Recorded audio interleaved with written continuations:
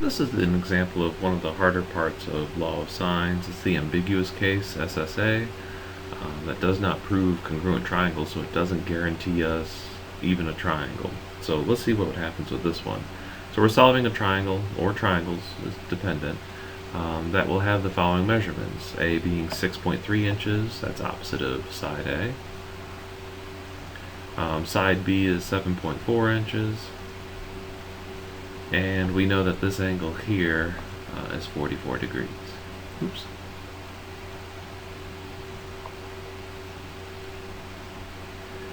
Alright, so using the law of sines here, this becomes the general one.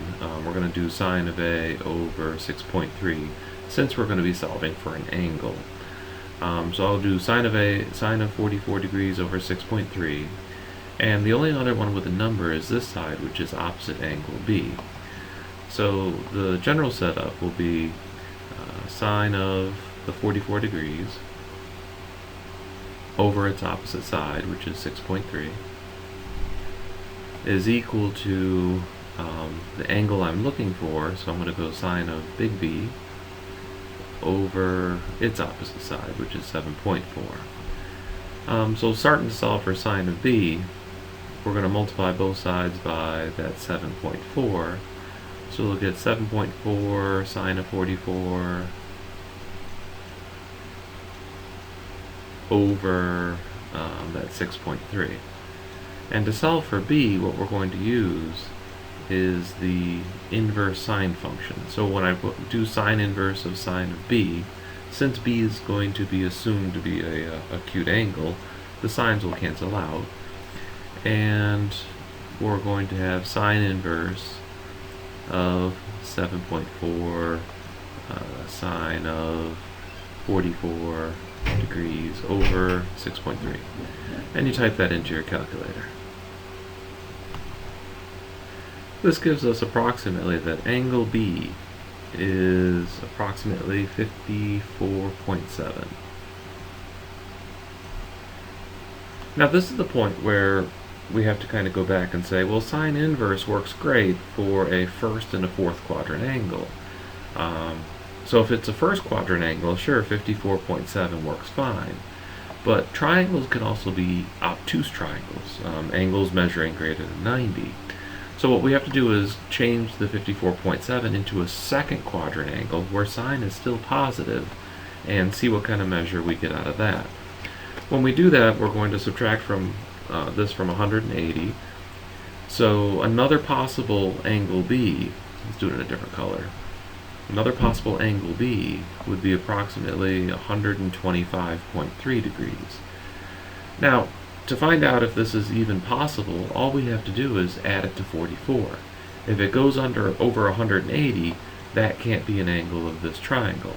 If it stays under 180, we're going to have two triangles out of this mess. One with angle measure of B in the blue, and one with the angle measure of B in the red. So 125 plus 44, that gives us 169. So this is going to work. We're going to get two triangles out of the deal. So to figure out the rest of this, I'm going to separate it into two separate problems.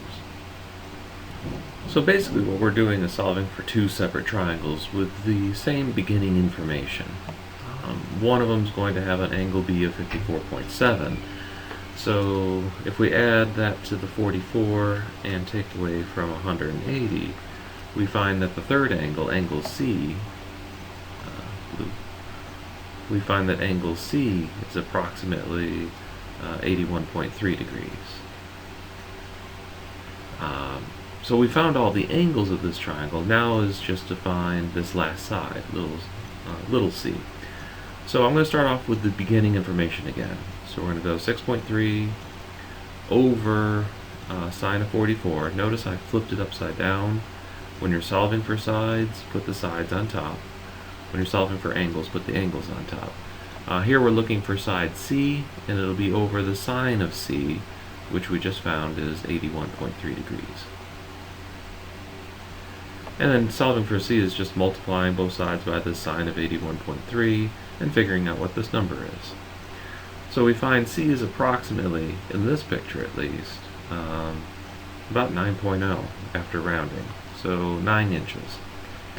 Alright, for the other one, with a measure of angle B of 125, to find angle C, again we're going to take the 44 plus the 125 and subtract from 180. And we end up with about 10.7 degrees, so a very small angle. Now the setup is the same, except the sine of 81 now becomes a sine of 10.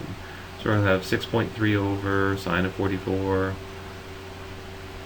is equal to c, little c, over sine of opposite of little c, which is the angle c that we just found. And again, multiply both sides by the sine of 10.7 to find out what c is. And here, c is approximately 1.7 inches, much smaller than the other answer over here of 9 inches. And that's it. This one had 2 triangles associated with the given information. Now, if this was a real application problem, you would know if you were dealing with an acute triangle, like the left one here in blue, or an obtuse triangle, like the right one here in red. And then you would get to choose which answer you really wanted for that third side.